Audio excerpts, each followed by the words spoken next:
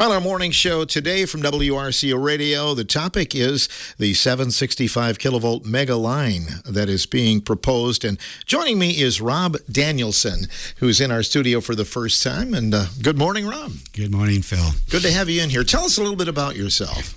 Well, Phil, I hail from the town of Stark, which is just north of Lafarge by the Kickapoo Valley Reserve. And there I am a potentially impacted landowner for this project. I'm lesser impacted now with some recent announcements, but I live on an existing transmission line, and existing transmission lines are where new transmission lines are proposed or have to first be studied and actually built on those if possible.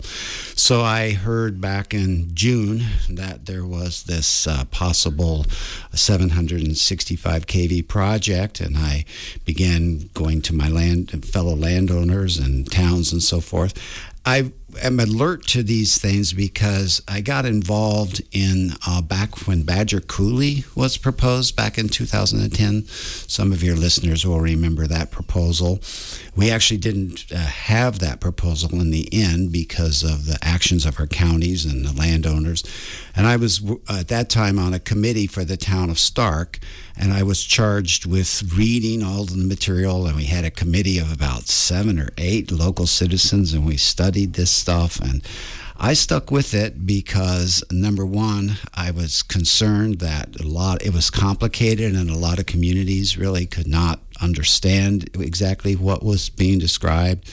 I went to utility planning meetings for about 8 years, so actually sitting in the room with the engineers, and became familiar with their perspective on things, along with the planning that goes in, the future projections that are involved with saying this will be needed in the future.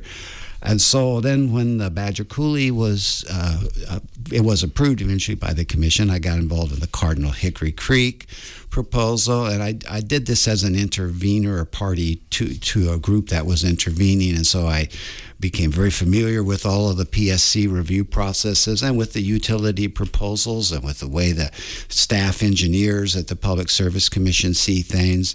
And of course, hundreds and hundreds of landowners who were very concerned about the impacts on their properties and lives and things like that. So when this came along last June, I went to my town and I said, looks like, and the town chair, and at that time, former town chairs were there, 2 of them, and they both said, well, we just rinse and repeat. We do exactly what we did last time. We adopt resolutions, we inform ourselves, and most importantly, we inform those directly impacted landowners who have a great deal at stake. And we've done that over 100, 200, I think we're close to 300 landowners we have personally notified, and we've done a number of public meetings over in the Gays Mills area. And so basically, it's complicated, but there's 2 proposals. And so now I'm sitting here in Richland County, hopefully reaching audiences in Richland and Sauk and Columbia County that don't know about this proposal for this big transmission line. It would cut across part of northern Richland, right? Isn't that the projection? Yeah. The project proposal, maybe we should go first into how this differs from other transmission lines that because I know there's 2 things. How big is it? Where, when I see it, and then where would it go? Would it affect me? Sure, go ahead. So the thing to know about this, we've never had a transmission line of this scale, capacity, or length proposed in Wisconsin before. In fact, in the entire upper Midwest, that we would become the very first community that would be actually being approached to house this kind of facility. The towers, the best way to understand the scale is to maybe compare them to the existing lines that we're familiar with. Those wooden pole, or sometimes in the H configuration that you see going through the countryside, those wooden pole transmission lines are about 70 feet high, and they sit on a easement or a width of service and maintenance width that's about 100 feet wide. So we have 70 feet high and 100 feet easement. the 765,000 volt, and I'll refer to that as kV, so 765,000 kV for shorthand. They have a height from 150 to 200 feet in height, so almost 3 times as high. And the easement widths are 60% wider. They're 250 feet. So a lot of people have both dwellings that they live in very close to these existing transmission lines, which often followed those first REA distribution lines that were put in that ran from farm to farm. So when they came along in the 50s and built the existing transmission lines that we have now, they kind of kept them close to the house if it was doable. And now many of those houses and farms and outbuildings and all kinds of things that you can imagine are actually would be very, very close to this enormous facility. So the scale of it is really there are sound and visual pollution things that are associated with that property values. We can talk about all of those later, but I just want to help, if I can, viewers understand the scale of this is something that if you drive south of Chicago at a few areas or across, say, there's a string of intercontinental or transcontinental transmission lines that run through central Illinois, those wide open spaces, you'll see clusters of them. This is the scale of the transmission line. And you never see them. I've never seen them in any kind of wooded, hilly area. They always are in these big cleared out areas. So this is a very novel thing. What I will do is I'll talk a little bit about the routing. So that was your original question there. Before we do that, it's useful to access a map if it's possible. If the listeners are near their smartphone or their computer, give them a visual. I'm going to give you. There's a visual you can look at that because this is about the land, and the maps, unfortunately, are the closest thing that we have to understanding the impacts on land. So the string of terms that you want to enter into your Google search there is, I'm just going to read out, BIT period LY /765 map. So that's BIT period LY /765 map. All right, so you can try to bring that up, and I'll go ahead and describe a couple of other things about it. So if this project were approved in Wisconsin, the 765 kV, it would stretch about 200 miles, crossing the river at Mississippi River at Genoa, and going through Vernon County, then through and then over to Portage, right, which is Columbia Power Plant over there. And then we'd go through Fort Atkinson, Whitewater, Elkhorn, and cross over the border into Illinois near Walworth, and then go all the way down to Plano, Illinois. We can talk about this as an extremely long extension cord, if you will. From all appearances, at this point, the project in Wisconsin would be proposed in 2 parts. This is confusing, so I'm going to slow down here a bit. We call a section we call west of Bell Center, which pertains to the section from Genoa down to Gaze Mills. It's like a 30-mile stretch. And then from that point in space, from Bell Center, another transmission developer, in this case TransSource, the one that most of your listeners will be relating to, would continue over to Portage and then go down to the border. So it's roughly a 200-mile long line.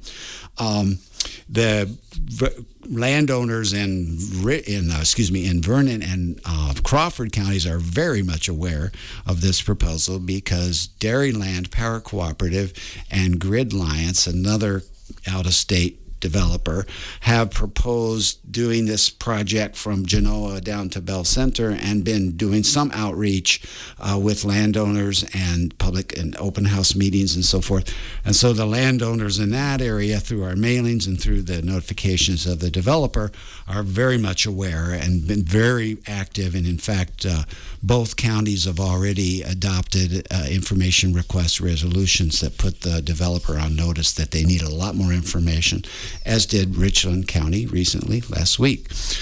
So there's a lot of activity. The Vernon County Board had Dairyland talk to them, and they were you want to go online and look at those meetings, you'll learn a lot about what Dairyland's ideas are here. So, but TransSource, the east of Bell Center, or really we'll call it the Richland, Sauk, and so forth, they were awarded, if you will, the ability to move ahead with this proposal for the line in January, but we have not heard any formal public comments from them or anything. I was hoping by the time that we had our show today that there would be a little information that people had in their hands, but for whatever reason, that developer is just very quiet. And it's very strange because Dairyland's schedule is very, very fast. For Badger Coulee, we had 3 years from the time that we first heard about the project to the point that the application went into the PSC. Same for Cardinal Hickory Creek. Dairyland announced in June last year and say that they're going to have their application in as soon as July. So this gives landowners and communities very, very little time. And so that's why you went ahead and said, well, let's just start letting folks, the towns and impacted landowners know about this so that they can begin, for example, contacting the developer and saying, what's going on? I have an existing transmission line on my property. What's going on? Put me on your list. That kind of thing. Mm-hmm. Have you talked to your local representatives and things like that? Are they on board? Yeah, actually, we've had very good response from all four of the area, our particular ones, which would include Representative Johnson, Senator Pfaff, Representative Tranel, and Senator Markline. Senator Pfaff and Representative Johnson have actually proposed a bill.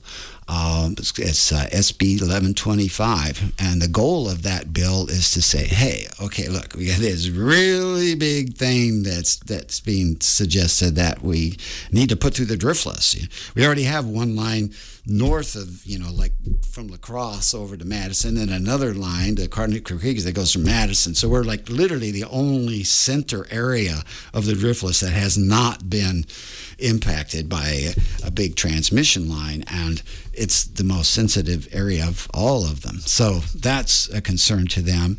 Then plus they just had their phones ring off the hook from the landowners calling. So Senator Pfaff and Representative Johnson have proposed kind of rearranging the priority that the state looks at when a new transmission line is proposed. Right now we have existing transmission lines, which we'll be talking about with maps today, but then we also have highways and then trails if there's railroads and highways, and the last one is new or unaffected land.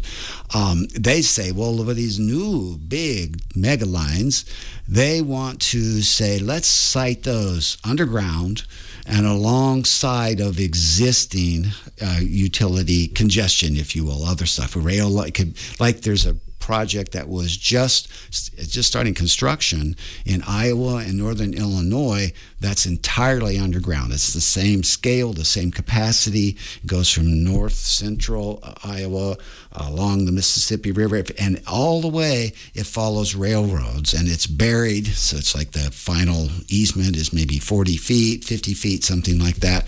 So it's a very not controversial at all. I mean, there's always some properties that are not happy about having the construction and stuff like that. But so Representative Johnson said, let's just change that law. Let's make the number one priority for siting these mega lines buried and along with congested other infrastructure. We just don't want these things going in places where we value everything about. There's something really special about this area when it comes to our landscapes. We're very attached to them. Absolutely. Are they in relation to the proposed data centers, Rob? That's always a question that pops up. So the best analysis that I have of that, because a lot of the information that we hear about data centers and all that stuff, be aware of who's stating that information. You'll find that the utilities, the parties who are most directly impacted and involved in, these things, at least the electrical side of things, they're not really screaming the sky is falling. They're saying, yeah, there's going to be demand for more power and stuff like that, and we've already built out a huge transmission system. We can talk about that. But and the person who is in charge of evaluating the need for this 765 project, his name is Dr. David Patton. I encourage listeners to look him up and read some of his comments. But he said basically, even if you take the data center demand and you take electrification, which is the slow transition that's happening with electric vehicles and electrification of other things, that even if you put all of that demand together, it does not merit a transmission facility of this size. So he calls the assumptions that are being made about in the planning of the regional utilities exaggerated and unrealistic. They just expect way too much development of remote power plants.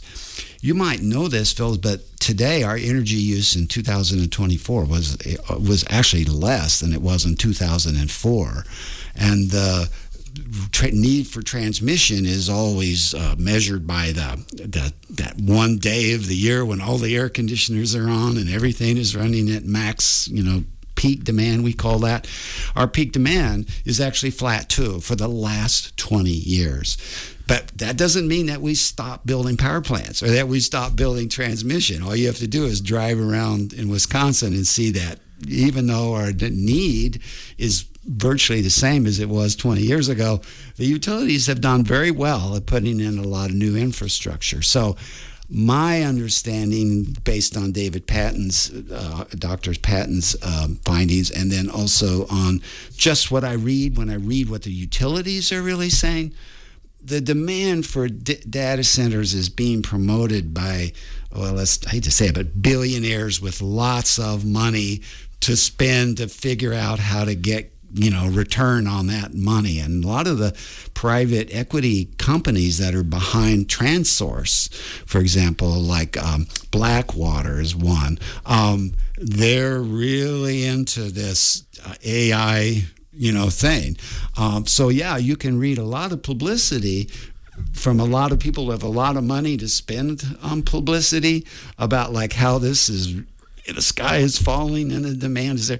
Granted, this will all bear out over time, but we have never, in the history of electricity use in the United States, we have never seen that kind of explosion of energy use, and I think that it's extremely unlikely. Like one of the estimates said that that the demand for the data centers in the eastern part of the state would be roughly the same amount of electricity as the city of Milwaukee proper. Well, I estimate that's around 2.5% of the power. If there's a one-time increase of 2.5% or even 3%, that is not a big burden. We generally have built a 17% or so margin in generation. It's just part of our normal game. You've contacted landowners. You mentioned 300 or so. Anybody in favor of it, Rob? I'm trying to think, be very fair here. I think there are some landowners who feel indebted to the rural utilities and feel, they have families, farms that have been there, and their fathers or mothers, for that matter, may have gotten out on the tractor and helped put up those poles, and they need that electricity for all of us do for our daily operations, and dairy farms and so forth use quite a bit of power. I think there's mixed feelings in some people, like, I don't know whether because I would feel like a hypocrite if I, were to complain about, and of course the utilities know what they're doing is the general thing.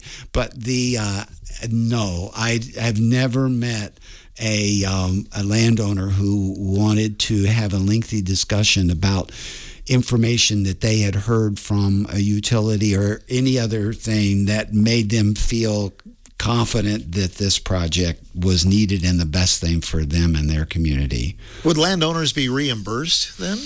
That's a good question.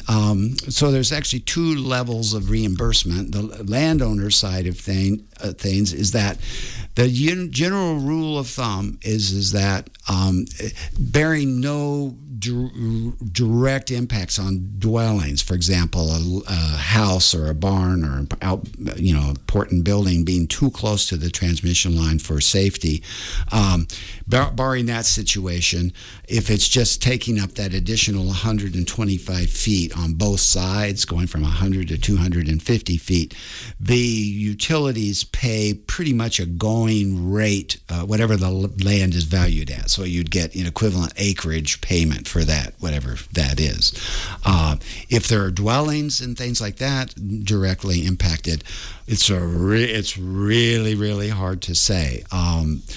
We had a couple of specialists at our public information meeting, two of them that have represented a lot of landowners, and that was their advice, is that you have to just start discussing the matter with the developer before the application goes in, because the Public Service Commission of Wisconsin expects those developers to work out those hazardous conditions. So when I keep saying before the application goes in, the landowner wants that application to go in with those changes, with those severities on their property address, so that they don't have to then hire a lawyer and go through the whole proceeding and wrangle it out afterwards. So that's what we're doing a lot in Vernon County and Crawford County right now, is making sure those landowners are making their wishes known to the developer.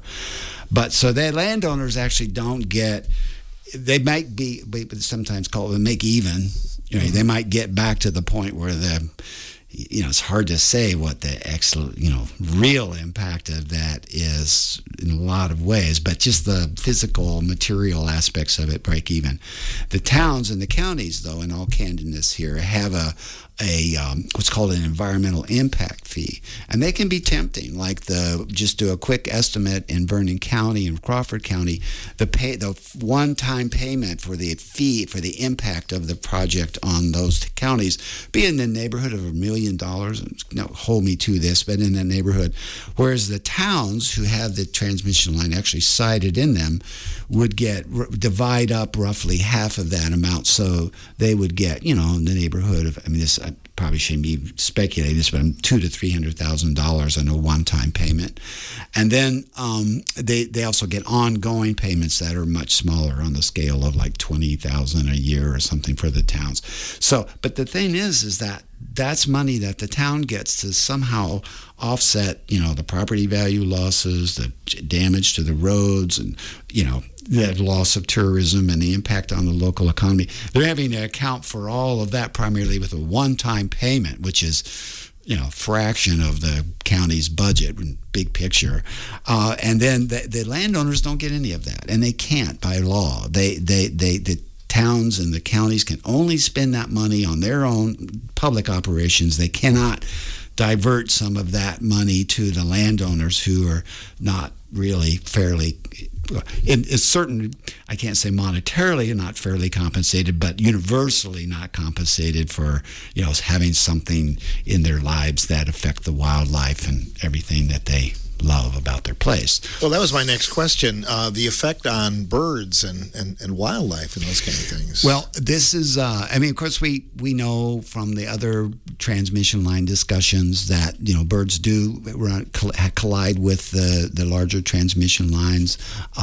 We do have, I've talked to a lot of the farmers about what life is like with the existing smaller transmission line. They'll probably say, when the humidity goes up, we hear it hum and buzz and things like that. But in fact, the deer and stuff like that like to use the corridors. A lot of hunters will tell you it's an excellent stand location because you can see down good ways. And so our animals, if you will, are pretty much adapted to that. But the 765 kV transmission lines, which are not only much taller but have a much wider easement area, so a break in the habitat, also have two phenomenon that are really quite unique to this technology.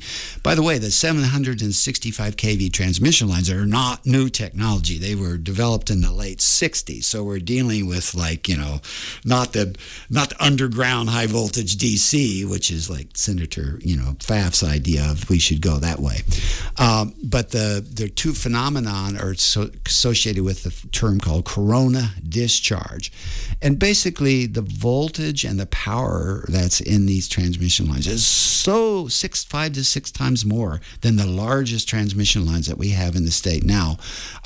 There's so much energy, there's so much potential for that voltage to leak into the air, particularly when there's high humidity or moisture in the air, that it literally, just as a loss of the ions into the air. And it does two things. One, that emits a high amount of ultraviolet light, like that we can't see as humans, but many animals can see them. I think I have a list here. Actually, I'll read off some of the animals that are affected here. Birds, raptors, bees, cattle, pigs, sheep, mice, dogs, cats, mouse deer, squirrels, prairie dogs, and trout all are very sensitive to ultraviolet light. So virtually all of the stuff really that in my house was like a huge asset would actually not be damaged by these transmission lines, but they would avoid them. They see that glowing light to a distance of up to 2 miles in some of the studies, and they just go, well, what animals do. Mm-hmm. I'm not comfortable here, bye-bye. Yeah. And so then you have this line, if you will, that goes through, a wooded area or whatever, and you have animals that are a distance of, a couple of miles or so away from them who are just kind of like, that's not a place that I'm comfortable. And that's the visual part. In fact, there's illustrations that you can see online showing this bright purple, violet, glowing thing, even to our eyes. But the animals, actually, we have lenses in our eyes that absorb the ultraviolet light, and it doesn't get into our visual faculties. But animals, a lot of them, those I listed, don't have that. And so they just see this manifest glowing thing, and that's one of we call the visual pollution of corona discharge. On the audio side of things, the high humidity and conditions and stuff like that create those sort of like science fiction, Tesla coil. You've got your sparking and your arcing, and then you've got a lot of humming and buzzing and sizzling, and there's just a whole range of unnatural type sounds that emit from them, and they're really quite alarmingly loud. So the human ear would be able to hear that. Oh yeah, I actually do make sound level measurements, and I record sounds in very, very quiet environments, so I'm pretty familiar with the levels and so forth. The minimum sound level, that is, we'll call it off or continuously on, is about 9, just the numbers might not mean, the units might not mean much, but 19 decibels, 16 to 19. That's basically the same sound level if I went out on the Kickapoo Valley Reserve in the middle of the night when there's no traffic on Highway 131, and I'm hearing just this kind of airy, the kind of spaciousness of the air. That's around 16, 19. That's as quiet as it pretty much gets here in our rural areas. So at that, as you point out, even at that sound level, the transmission line would be very, very audible because it's the same volume, so to speak, and it's also completely unnatural sound, bzz, buzz, hums, all of that stuff. So that cuts through the air. So these measurements, by the way, are made at 65 feet away from the outermost of the wire, so they would drop off over a distance. But at the loudest, when there's highest humidity, there's a lot of load, there's summer maybe with all of that, so the wires are all sagging and the power is going through there and the humidity is high. The levels that have been recorded in some tests are as high as 60 dBA, which is like 1,600 times louder than the first example that I gave.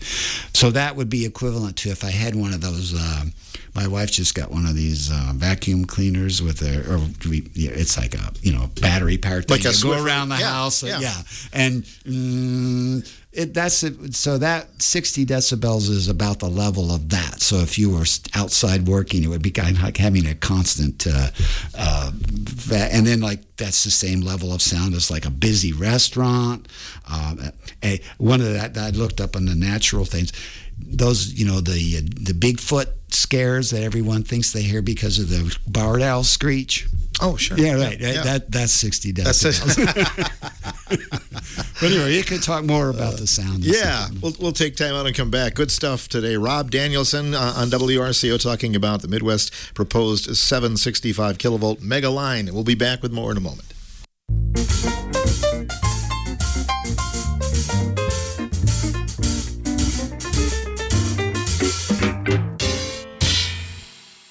Rob Danielson is our guest on WRCO's morning show talking about the KV mega line.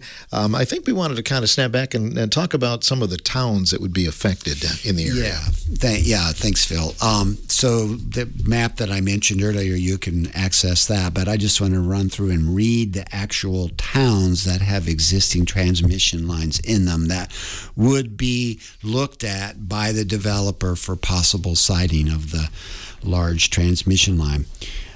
In Richland County, we have 11 towns. We have Aiken, Dayton, Richland, Orion, Buena Vista, Marshall, Rockbridge, Henrietta, Sylvan, Forest, and Bloom. And then east in Sauk County, we have 13 towns, which include Spring Green, Troy, Honey Creek, Sumter, Merrimack, Baraboo, Fairfield, Woodland, Laval, Winfield, Delona, and Delton. So those, if you're in one of those towns and you know you have an existing transmission line on your property, we are collecting, we are going to be doing some sort of public information meetings. And we also like to meet I say we, the town, local people sponsor, people coming in with information and deliver a lot of it themselves. But we do that, it's really good to do on a town level, so it's a smaller group and the landowners can see each other and get their questions answered.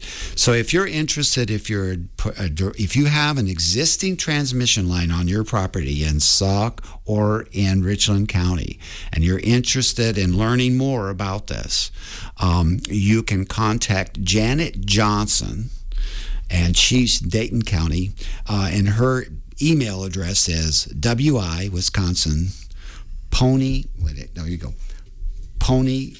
Girl, PONYGIRL. So Wisconsin, WIPONYGIRL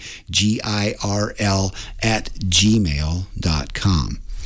And while we're on the topic here, we've not received any information from the developer, but that doesn't mean that people can't call the developer and ask to be put on their notification list, so they would be the first to get that information. And I have an email address for that. It is jkdemaree@aep.com. So that's jkdemaree@aep.com. And the phone number is 614-933-2710. You can just tell them that you have an existing transmission line and that you're interested in information about the name of the project is a horrible acronym BECI. Baker, Elephant, Cat, Integral. Okay, so BECI. So you can say, I want information about that. All right, so that takes care of, and you can access maps. Another place that you can go has a ton of information is the same string that I gave before, but to replace the word map with links. So it would be bit.ly/765 links. And you'll find a host of maps, including statewide maps, landowner interactions and questions, videos of the public meetings that we've had, and that kind of thing. Are they needed? That's probably the million-dollar question, right? Well, according to Dr. Patton, no, they're not. The planning is exaggerated and not realistic. He makes a number of observations. He says that, for example, there's 238 billion in new remote power plants that would be built in order to justify this transmission line. And without making it too complicated, one of the things that's going on big time right now is that because of the introduction of solar, there's no incentive for a utility to avoid getting the profit from building their own power plant. They get substantial profit, 10%. The transmission builders also get 10 to 12% of guaranteed return per year on their capital project, whether it's needed or not. So they really like this kind of investment. But the utilities are saying, like, well, why should we pay another utility in another state to build a power plant, right? And then they get the profit from that. And then we have to pay for the transmission costs to get it from there to here. So we're just not seeing any huge demand on remote. So Dr. Patton says that $238 billion worth of power plants that he really cannot justify, that the utilities are saying must be built in order to build this line. He also points out that all of those investments are directly competitive with the investments that we can make. You know, there's two ways that our utility dollars can go. We have the payments for the debt on the past power plants and transmission lines. There's about 60% of our bills, and then 25% of our bills is like the actual electricity, okay, right? Or we can take that $1 a month that we send to the Focus on Energy program, and that's what keeps our energy use flat in Wisconsin. States that spend more than that, Wisconsin, we're very frugal or very conscientious with our electricity use, generally speaking. There are only 10 states in the United States that use less power per household than Wisconsin. And the average amount of money that those 10 states spend on helping with rebates, helping people buy that new appliance, helping people get solar panels, having whatever, make those independent energy, self-sufficient improvements that really cut down on our bills, those costs are like 4 times. They put 4 times as much money. So we put $1 a month, they put an average of $4. Those dollars just go into a pool that we pull from when we make the investments to help us get that extra investment. So utility dollars can really go in 2 ways. And Dr. Patton says, and spending $238 billion on building remote power plants in places that we probably don't, that are not interested in paying for, those same dollars should go into things that can benefit us. And he calls it directly competitive with distributed alternatives, which is a fancy engineering term for us, customers making energy choices, which we're already making, but our utilities are leaving that out of their planning. So it's, for Cardinal Hickory Creek and for Badger Coulee, the need was not there. But for this one, the evidence that the need is not there is on steroids compared to that. So I feel very comfortable calling this an unneeded transmission line because the guy who's most qualified to make that judgment did. What about Senator Trennell mentioning the buried lines? I mean, is that a possibility? People can call up all of their state representatives. I mentioned this long stretch and encourage them to co-sign the bill that Senator Pfaff and Representative Johnson. It's called AB 1125 or SB 1125. So you could do that. And contact, if you reach out to find out where that existing transmission line is. We'll have some maps out, but those know where it is, know that you're on a possible route. And any meetings coming up, Rob? Any meetings? You just need to call. You need to email Janet at Wisconsin Pony Girl and tell her what your interests are. Tell her what towns you're in, whether you have a transmission line on your property or not, and we will assemble all that information, and I will go back to the collective group of volunteers. Nobody's paid. I'm not paid. No one's paid for what we're doing. And we will say, all right, we'll commit to this time and date in Richland County, and we'll get a public information meeting or go to towns. We can go individually to towns.